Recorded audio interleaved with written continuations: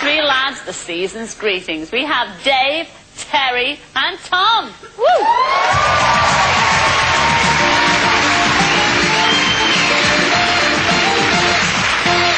Hello, Dave. Hello, Cilla. Welcome to our Christmas blind date. Oh, thank you very much.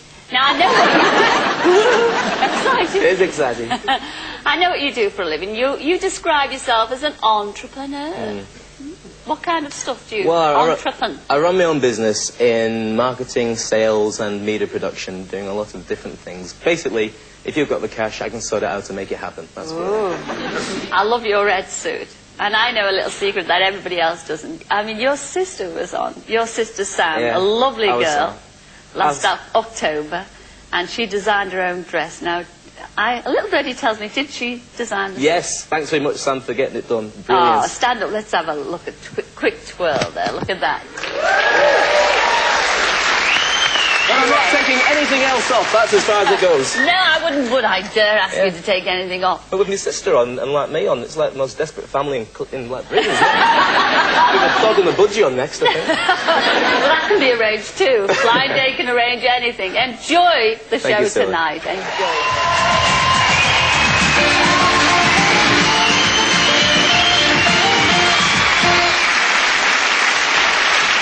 Well, each of those three lads is looking for a stocking filler, and have we got a treat for them? Yes, she's from London. Her name's Mass, and here she is. Come in, Mass!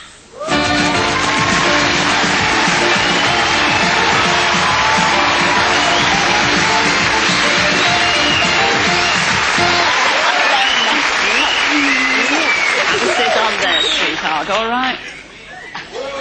Is she gorgeous? Yeah. All the lads love you out there. Oh, my goodness me. Now, Mass, tell everybody what you do for a living. I'm a belly dancer. Yes, that's belly dancer.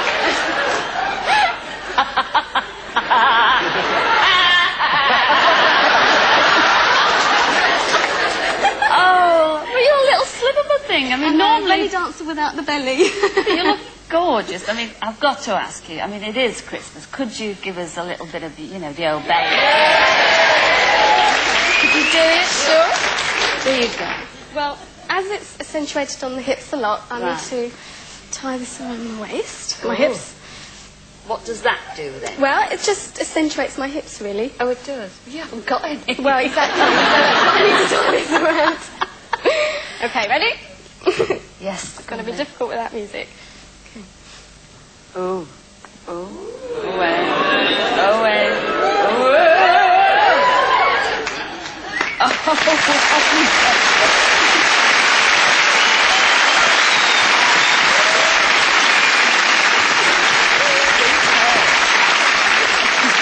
Big for you, that chair, isn't it? Like a little fairy on top of a Christmas. Yes, Christmas tree. Not quite a fairy. You look gorgeous. Now you've got 3 questions there. I do. Are you ready to fire away? I am. Well, off you go then. Okay. Mass. Hi, guys. Hi, Mass. Hi, Mass. Hi, Mass. Ooh, happy Christmas. You too. And you too. Okay, my question number 1. Like the 3 wise men, I come from Persia and am full of Eastern promise. If we went on a date together, what exotic offering should I bring to make it memorable? And that goes to number 1. Hi, Mass. Hello. Ooh. Well, if you're from the Far East and I'm from the North East, it'd definitely have to be the 3 S's. That's sun, sand, and a special curry and chips on the way home.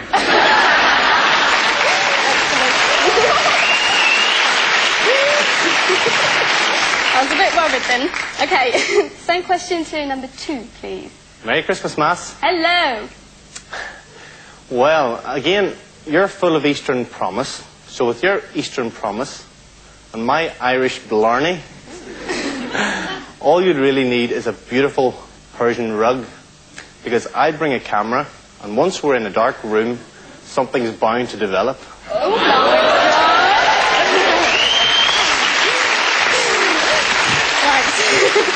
During our date, we share a kiss under the mistletoe, and the electricity between us sets fire to the tree. How would you put out the flames? And I'll go in the same order to number 1. Right, Mass.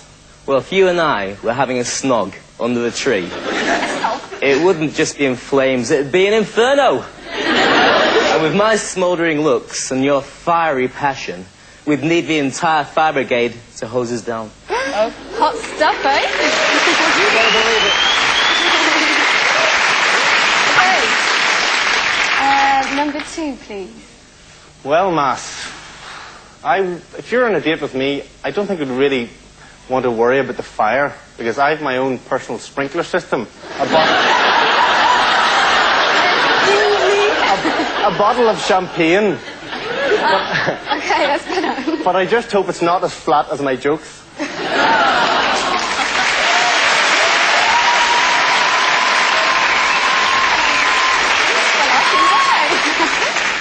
Number 3, please. Well, Mass, it looks like we're the last of the red-hot lovers. So why bother putting out the flames? Because with our burning desires, let's just sit back and enjoy the heat of the moment. Oh.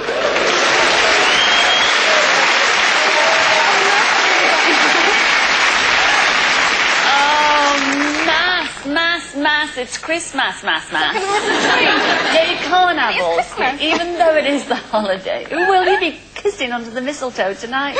Don't tell us just yet. Here's our Graham with a quick reminder. Well, Mass, will you choose number 1, the blazing inferno? One thing you can be sure of, date him and sparks would fly. Perhaps you prefer number 2, the Irish Joker. He'd like to take you into a dark room and give you a quick flash with his camera. Or how about red hot poker number 3? He thinks you'd make a good Salome. Sounds as if he's lost his head already. The decision is yours.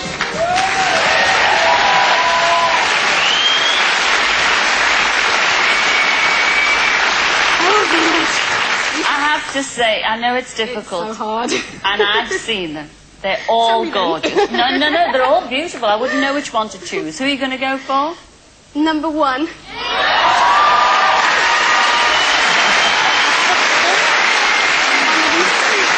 don't know. That's up to you. You chose number 1. That was Dave from Cleveland. Come in, Dave.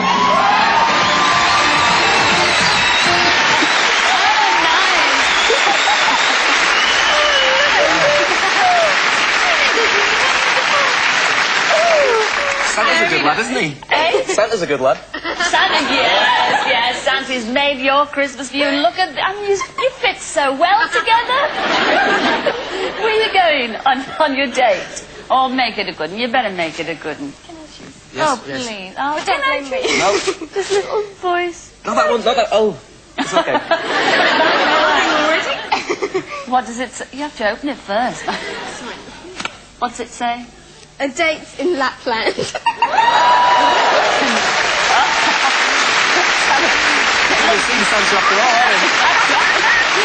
I guess you are.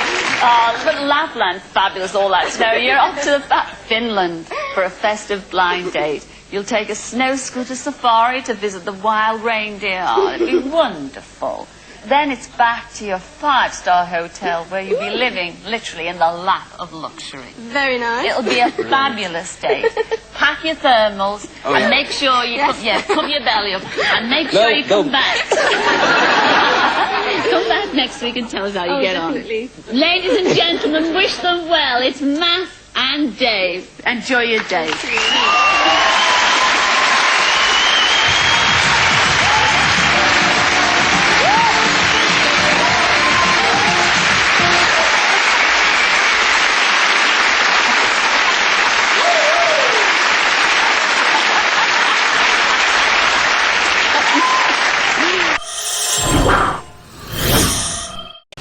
That was real fun. It was brilliant. Any chance of a piggyback? Take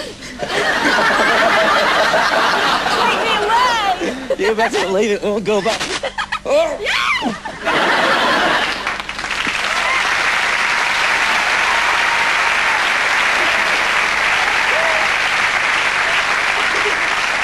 Well, Matt and Dave, it was all go in the snow. Oh, you're not kidding. Yeah, when you thawed out, did you warm to each other? Shall we find out? When the scream went back, I'd heard her voice, and I thought she was gobsmackingly good-looking. she was incredible when the screen went back. And I was well chuffed. I thought she was really nice. When the screen went back and I saw David for the first time, I thought, oh my God, it's the same height as me. One of the problems, I think, was Mass keeps falling asleep all the time. She's like a dormouse.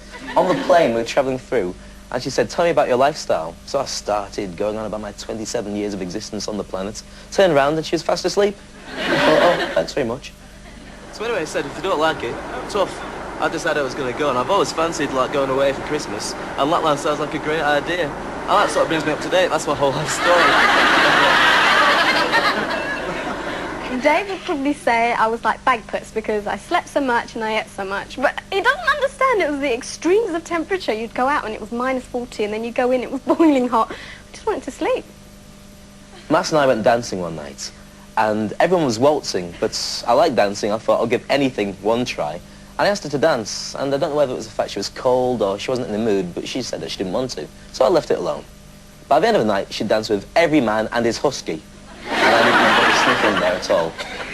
David didn't try it on with me at all. That's because I didn't give him the chance to. I'm a very sort of warm, touchy, sort of physical person, and I wasn't that way with David at all. I just didn't want him to have the wrong idea. The most irritating thing about Mass for me was the fact that, despite the fact she was very good looking and she was very nice and she giggled all the time at all the right funny bits, it got a bit tiresome after a while. She was too nice. I would have liked a bit of a darker sense of humour in there as well. I suppose it's like fast food. You go and you get yourself a nice burger, but it goes cold after 3 minutes and it doesn't leave you very full. If I was in a club and I'd never met Dave before and I'd seen him there, then I probably wouldn't talk to him.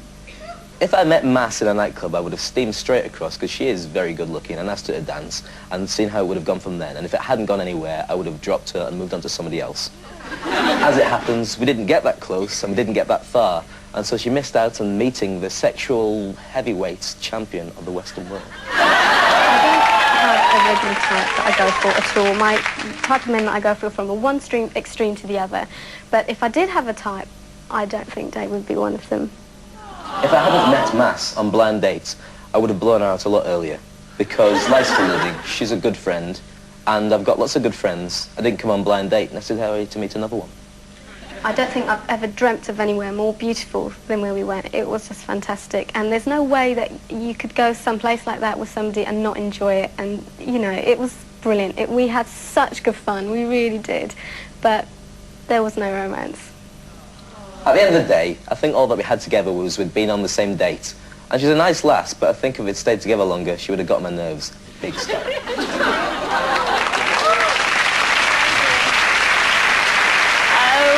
dear. Oh dear, oh dear, oh dear. Ha! Oh, what can I say? What can I say? What can you say? I mean, well, I think the problem started on the plane. I think the problem started when the screen went back by the sound of it. Well, why did you persevere?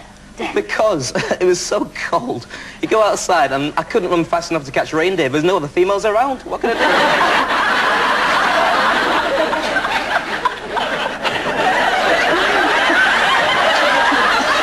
Well, you've got to admit, Mass, he did make the effort. I mean, even in the club, when you went dancing, they played waltzes, you know, and you refused to dance. And in your words, Dave... Actually, you didn't ask me to dance. I did ask... Excuse me. I did ask you to dance. First thing when we steamed in, I thought this will be a bit of a giggle, and you went... No way, he's a liar. He's a liar. Well, what about all the men at the end of the evening? In his words, you danced with every fella and his husky. The villages all around, you know, with the huskies and stuff queuing outside. Couldn't believe it. And she danced with them all. Sorry? Did you dance with them all? No, I didn't. No, the nightclub closed. You said on film there, I mean, she was smiling and giggling all the time, and it was beginning to worry you down. Well, there's one thing that hasn't been mentioned, right, and I'll show you. If you sit next to Mass and you go... that is what happens. Now, one little clue from that, one little clue... She hates whistling. Now, she hits you if you do it. Now, I can see it when we get married, obviously. 2 years down the line, that'll be a thumb on the head. 5 years down the line, when there's loads of little kids running about, she'll be running through the house with a baseball bat saying, "Oh, whistle, there's one of you!" Look. I can't stand whistling. It does my brain in. And when Dave... Oh, stop it! 1, 2, 3. You asked for it, Baz. I hated whistling. He did it more and more and more. But I did the rest of it from out of arm's length so she couldn't hit me. So I was all right. Now, Dave, you said that you fancied her when you first saw her, and since then she says she couldn't fancy you in a million years. How do you feel about that? I can live with that. She's lovely. She's a really nice lass, and somebody out there will be the ideal husband for a short while, and I think really nice. Well, thank you both very much for coming back on Blind Date and telling us all about it. Ladies and gentlemen, Mass and Dave.